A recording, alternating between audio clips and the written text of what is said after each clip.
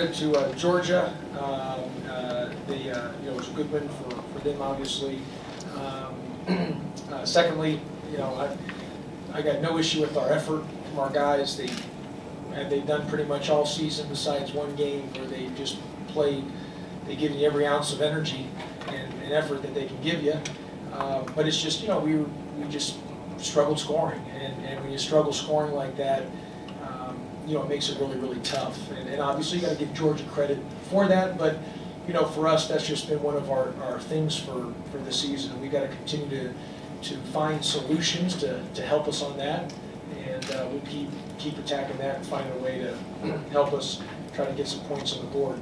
Obviously they did a great job on the offensive glass.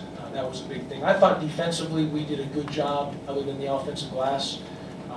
But again, the scoring part of it, if I told our staff if we can hold them in the 50s defensively, we'll win the game. And we did hold them in the 50s. At the end there, obviously they were fouling and they got the end one. But in the main part of the game, you're probably in the 50s. We just, I thought for sure we'd at least try to get the 60, and that was the difference. And just not being able to score really hurts us and puts us in a tough spot. So credit to Georgia, our young men gave every ounce of energy they have, and this is all going to be part of the learning process as we rebuild, as we move forward in the in the rebuild.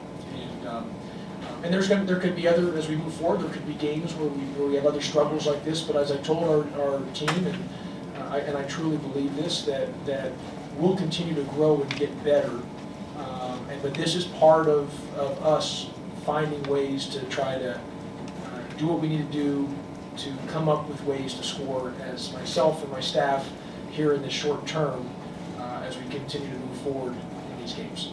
Was there any particular reason you guys, it seemed like Todrick, I think his first basket came with like 5 minutes left in the game.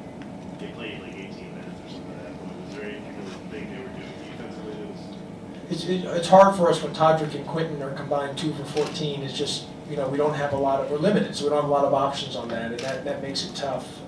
And so we need Quentin and Todrick to step up and put the ball in the basket for us. And when they're not, that makes it hard.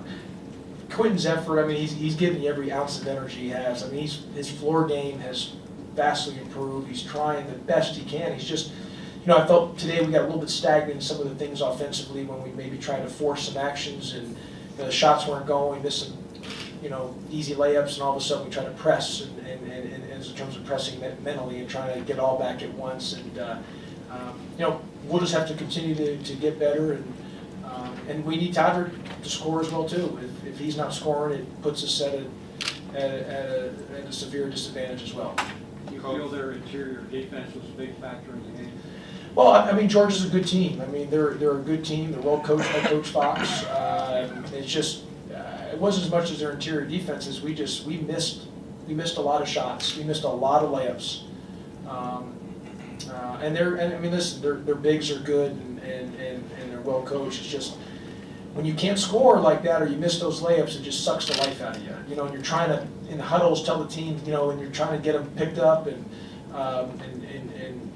we just got to find other ways to score. And the best way is in transition in offense before the defense sets. That's some easy opportunities. I didn't feel we did a good enough job on the offensive glass as we have been, because that gives us another way to score.